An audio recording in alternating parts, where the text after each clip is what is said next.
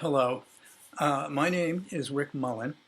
I'm a resident of Caldwell, just across the line from West Caldwell.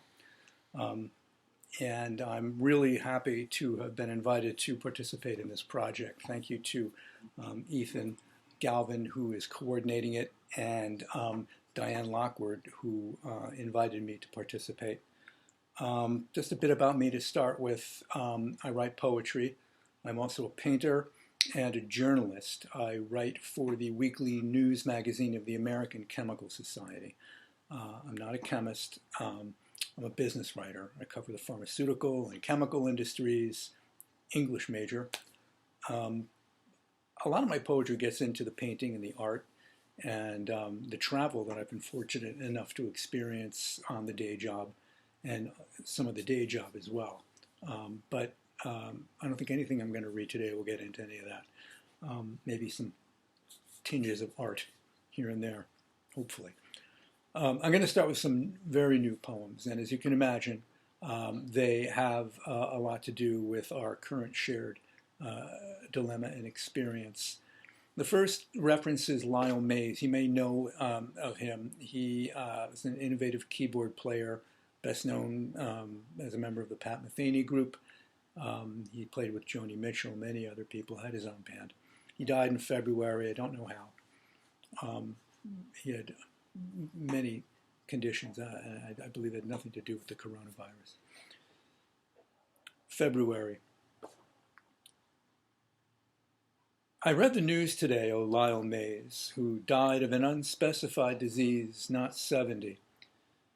Somewhere, a piano plays, electric resonance and mystic keys, no chart imparted to the prima donnas.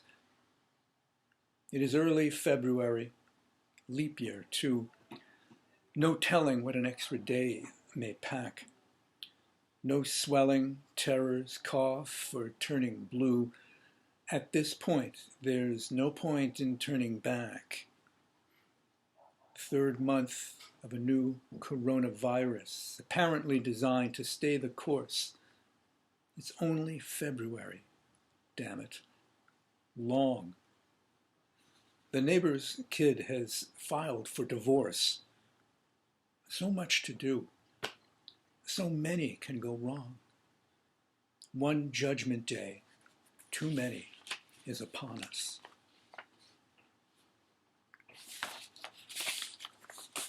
Lockdown. We did this to ourselves, we say. The sirens rise and fall, disparaging the soul. Alarms are nothing new in these environs, but the silence in between them takes its toll. We did this to ourselves, we tell ourselves, in voices silent as the thoroughfares, not understanding how, but understanding. We sense a culmination. Our affairs are not in order. We aren't cleared for landing in our soundless silver aircraft as it shelves and clouds above the towers of Manhattan. The numbers coming down are a distraction as news rolls in a Fibonacci sequence. The mounting body count is an abstraction. The sunlight in the courtyard overwhelms.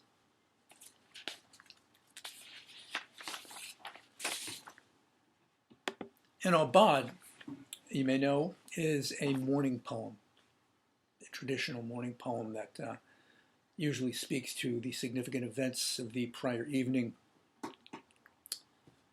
Aubade, May 1, 2020. Now the winds of April exhume a morning shorn of mist. Unreasoning breaks the daylight. Echoed strains of Horowitz plays Scriabin cool in the ashes. I'm awake. The coffee decants in Pyrex. Clouds break down as newspapers skid the driveways out along the boulevard of contrition. God isn't watching.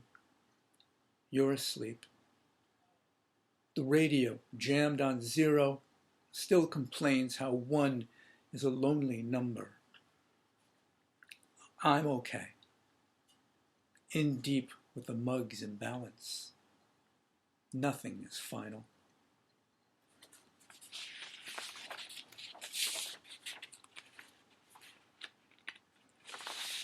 Here's what I wrote weeks before we knew we would be locked down.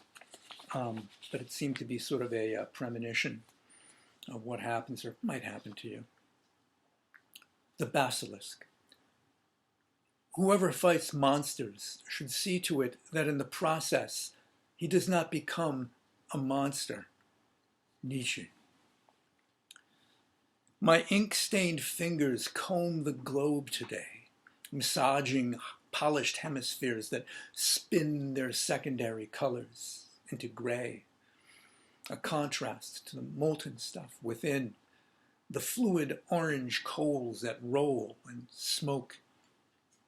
I scotch the earth, unraveling the milky track of family stars that know too much. My remnant galaxy becomes a silky veil of black that shivers at a touch. Don't touch it, please. Its horrors are bespoke. But oh, my ink-stained fingers comb the globe, erasing compass lines and blurring monster warnings.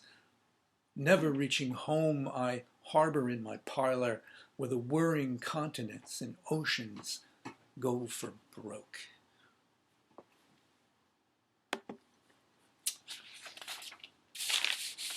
The year started off with a personal sadness. My mother died late January. The next two poems were written some months before. First, about a year before.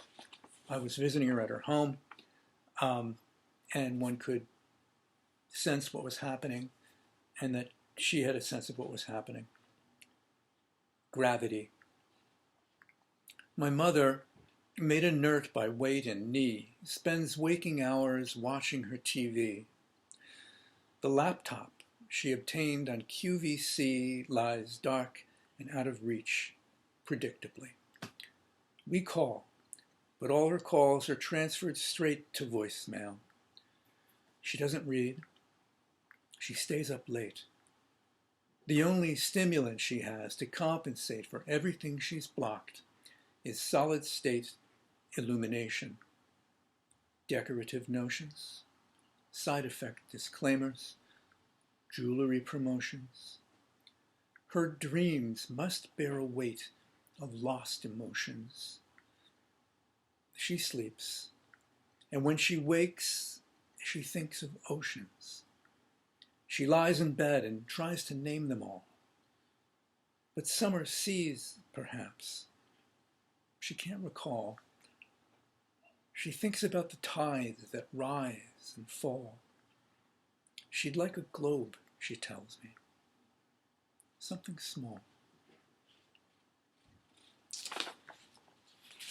Some months prior to that, my mom was in a rehabilitation center after a stay at a hospital. She went through several rounds of that.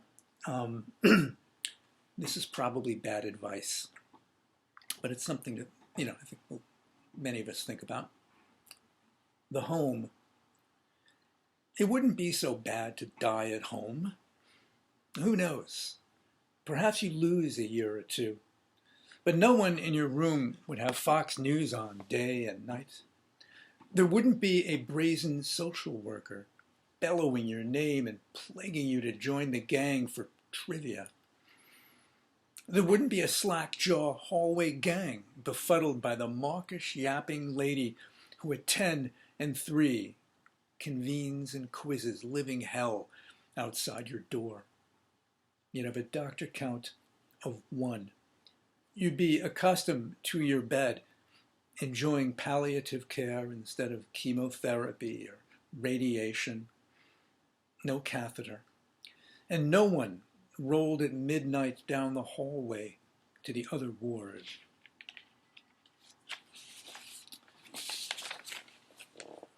Quick technology fix here. Wouldn't be a poetry reading without it. The next poem is dedicated to a friend of mine, Kate Light, a poet who died a few years ago. She was also a magnificent, beautiful violinist, played for the Metropolitan Opera Orchestra. I happened to catch Mozart's Requiem at Drew and was surprised and delighted, Drew University, to see Kate in the front row when the orchestra came out. She had a tremendous effect on everyone she met, all the folks in the poetry community that we shared. This poem is also about commuting to work on the ferry that I take that goes from Hoboken around Manhattan into Wall Street. In a Mist, off Manhattan, for Kate Light. Streaming Mozart's Requiem from the cloud, chorus crystallizing somewhere high above the Hudson River in a shroud of nearly concrete fog this morning. I must navigate by radar, iron-born, a ghost aboard a gray form in a mist. I see no buildings. I do not see water, lost at harbor, turning in the twist of an untraceable idea of order out here somewhere, gone around the horn. My vehicle, a hollow drum, has found the rhythm of a river down below, to which I port angelic sound from agents in the wind of time, the flow of passing shadows, dark and torn. Okay, I'm going to bring it home with one more poem. This is from my most recent collection called Lullaby and Wheel. It features a painting of mine on the cover. Get the glitter out of there. Published by Kelsey Books, just last year. You can find that online if you're interested.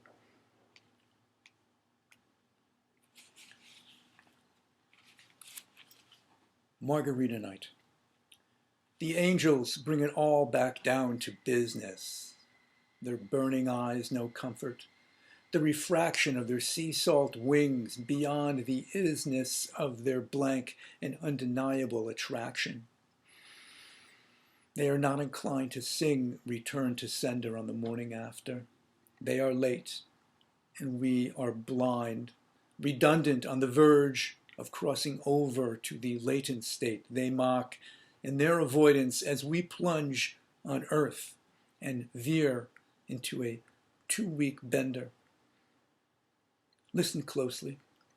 You will see them rise through effervescent waves of Alka-Seltzer and the shock waves of our great demise.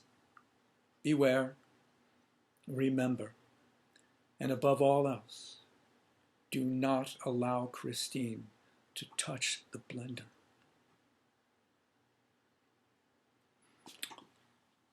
Thank you very much.